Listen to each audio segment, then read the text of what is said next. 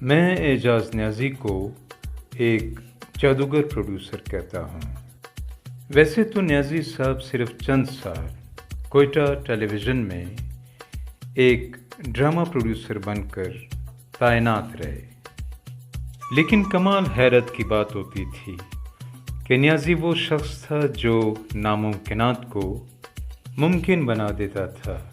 اب میں اس حوالے سے آپ کو پہلی مثال دوں گا، وہ یہ کہ نیازی نے مجھ سے ایسے سخت تھیمز والے ڈرامے لکھوائے جن کا میں کبھی بھی سوچ نہیں سکتا کہ میں ایسے ڈراموں کو لکھ لوں گا۔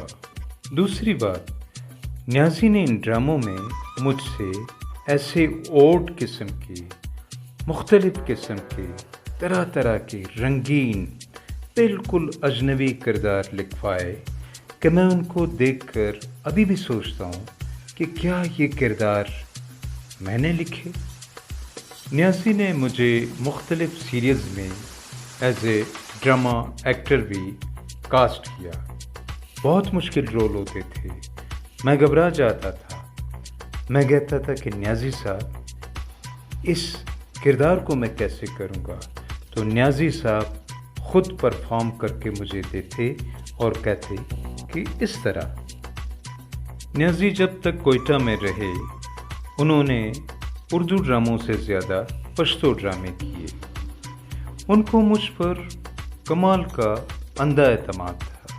اگر وہ کسی دوسرے رائٹر کا ڈرامہ بھی کرتے تو مجھے بلاتے کہ فاروق جان، یہ 13 قسطوں کا ڈرامہ میں نے کرنا ہے، اس میں تم نے اور حبیب پانیزئی نے مرکزی کردار ادا کرنے ہیں، اسکرپٹ پر بھی کام کرنا ہے، اور بس اس ڈرامے کو خوبصورت انداز میں گڑز دینا ہے۔ یہ گڑز میرے اور حبیب پانیزئی کے لیے ایک بہت بڑا چیلنج ہوتا، اور پھر ہم دونوں کینٹین میں گھنٹوں بیٹھے ہوتے اور سوچتے کہ یار ہم نے نیازی صاحب کے اس گڑز کو کس طرح گڑز بنا کر، خوبصورت بنا کر پیش کرنا ہے۔ اعجاز نیازی نے مجھ سے ایک طویل دورانیہ کا یادگار پشتو ڈرامہ لکھوایا، تڑی دنیا، جو عجیب و غریب، مختلف رنگین قسم کے کرداروں کا ڈرامہ تھا۔ یہ فٹ پاتھ کی دنیا کا ڈرامہ تھا۔ یہاں پاکستان ٹیلی ویژن کوئٹہ سینٹر کے بہت بڑے اسٹوڈیو میں ایک بہت بڑا فٹ پاتھ کا سیٹ بنایا گیا۔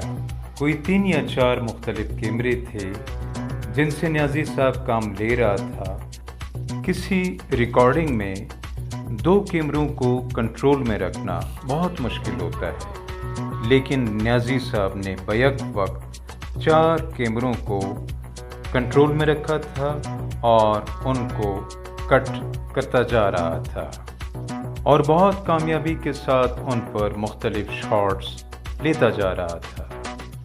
اب یہاں مرکزی کردار امان اللہ ناصر کا تھا، جو مختلف دواؤں کو فروخت کرتا ہے، اور واقعی انہوں نے اس کردار کو کمال ہنرمندی کے ساتھ ادا کیا۔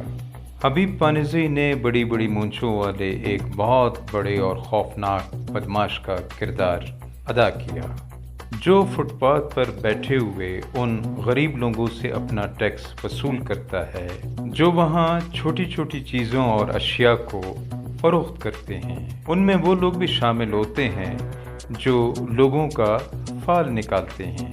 نیازی کی جادوگری یہاں یہ بھی تھی کہ انہوں نے بہت اچھے کردار کچھ ایسے آرٹسٹوں سے کروائے جو بالکل نئے تھے، لیکن نیازی ہر آرٹسٹ کے پاس خود بیٹھ جاتے، اس کا مشکل رول، اس کا مشکل کردار بار مختلف انداز میں پرفارم کر کے دیتے، اور اس نئے آرٹسٹ کی تمام ہچکچاہٹ اور گھبراہٹ نکال دیتے۔ یہ انتہائی مشکل ڈرامہ تھا، ناممکن ڈرامہ تھا، 1 گھنٹہ اور 20 یا 30 منٹ کا ڈرامہ، جو اس جادوگر پروڈیوسر نے بالآخر پیش کر کے دکھایا۔ آج یہ ڈرامہ پشتو کا ایک کلاسک اور آرٹ پلے ہے۔ یہ ڈرامہ مختلف چینلز پر بار بار چلا اور اس کے کیسٹس اور سی ڈیز آج بھی لوگوں کی لائبریریوں میں پڑے ہوئے ہیں۔ اس کی کاپیز لوگوں کے کمپیوٹرز میں محفوظ ہیں۔ نیازی سچ مچ جادوگر تھا۔ وہ بہت دور پہاڑی علاقوں میں، ویران علاقوں میں ہمارے ڈرامہ ٹیم کو لے جاتا۔ اب نیازی صاحب مسلسل اپنی ریکارڈنگ میں مصروف ہو جاتے۔ ہمیں بھی احساس نہ ہوتا کہ آج تو ہم اپنے ساتھ کھانا بھی نہیں لائے، لیکن یہاں ہمیں نیازی صاحب کی کمال پی آر شپ کو ماننا پڑتا اور ان کو داد دینی پڑتی۔ عین وقت پر علاقے کا معتبر شخص وہاں حاضر ہو جاتا، جس کے ساتھ اس کے مختلف نوکر ہوتے، اور پھر بہت شاندار اور خوشبودار قسم کا کھانا۔ نیازی نے اپنے کوئٹہ کی تعیناتی کا تمام عرصہ ہمارے ساتھ ایک پروڈیوسر کی طرح نہیں گزارا۔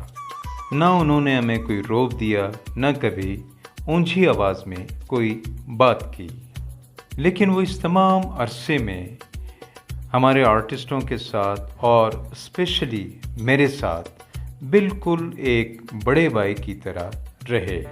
نیازی سچ مچ ایک بہت بڑا پروڈیوسر تھا، جو خوب اور اچھی طرح جانتا تھا کہ میں نے اپنے آرٹسٹوں سے اور رائٹر سے کیسے کام لینا ہے۔